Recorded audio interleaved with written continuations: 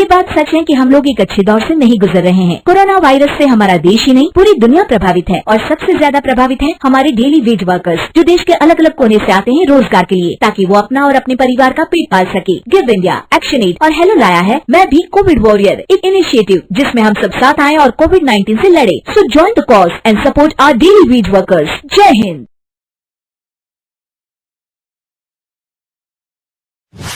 रजनी को बचपन से ही पेंटिंग का बहुत शौक था।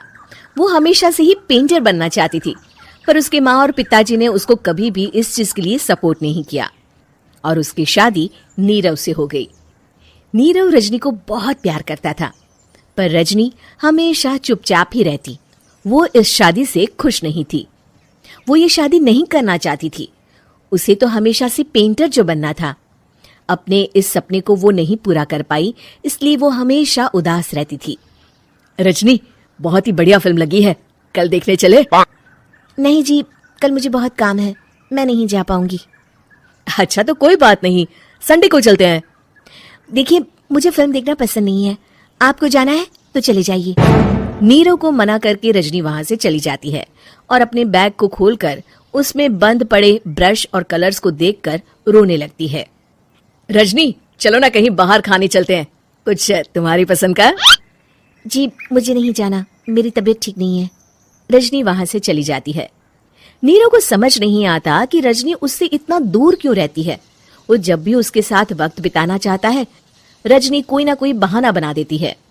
एक दिन घर पर कोई नहीं था। रजनी घर का सारा काम जल्दी से खत्म कर लेती है। घर पर अकेले होने के कारण वो सोचती है कि वो आज पेंटिंग करेगी।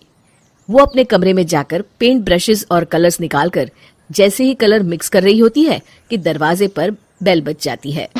अब कौन आ गया इस वक्त? इतनी मुश्किल से तो मुझे पेंट करने का मौका मिला है।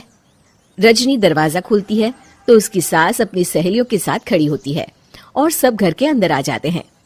अरे बहू, सबको शरबत बनाकर पिला दे, बाहर तो बड़ी गर्मी है। उफ। जी। रजनी पेंट ना कर पाने से उदास हो जाती है। उसे गुस्सा भी आ रहा होता है कि उसने इस शादी के लिए हाँ क्यों कह दी। वो रसोई में जा रही होती है कि उसकी सास उसे रोकती है।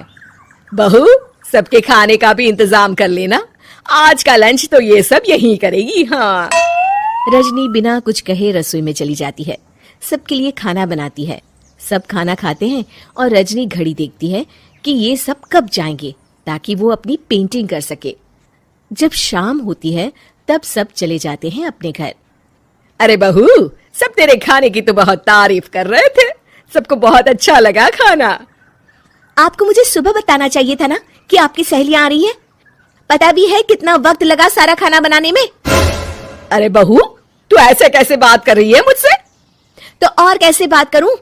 मैं इस घर की कोई नौकरानी नहीं हूं कि इतना काम करूंगी। रजनी अपने कमरे में जाकर दरवाजा बंद कर लेती है। शाम को जब नीरव आता है तो उसकी माँ उसे पूरी घटना के बारे में बताती है। क्या रजनी ने आपसे इस तरह बात की? माँ, हाँ, और पता नहीं उसे क्या हो गया है, शाम से बाहर भी नहीं आई है।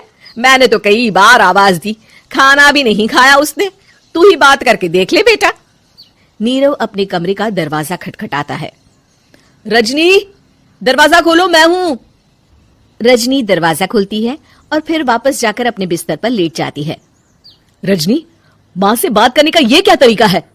मैंने कोई गलत बात नहीं की है। अरे तुम क्यों ऐसे बर्ताव कर रही हो सबके साथ? क्या तुम इस शादी से खुश नहीं हो? रजनी कुछ नहीं बोलती। अरे बताओ मुझे रजनी, क्या ये शादी तुम्हारी मर्जी के खिलाफ हुई है? हाँ, मैं ये शादी कभी नहीं करना चाहती थी। तुमसे क्या, मैं किसी से भी शादी नहीं करना चाहती थी। रजनी रोने लगती है। चुप हो जाओ रजनी, बताओ मुझे, तुम क्यों नहीं करना चाहती थी शादी? रजनी बेड के नीचे से अपने पेंटिंग्स, कलर्स, ब्रश, पेपर्स निकालती है। इतने में उसकी सास भी कमरे में आ जाती है। ये देख रहे हो, ये थे मेरे सपने। मैं पेंटर बनना चाहती थी, पर माँ पापा ने कभी सपोर्ट नहीं किया और मेरी शादी करवा दी। मेरे सारे सपने टूट गए। हर वक्त बस गुस्सा आता रहता है मुझे। मैं जानती हूँ कि आप लोगों की इसमें कोई गलती नहीं है, पर मैं क्या करूं, मुझे समझ में नहीं आता।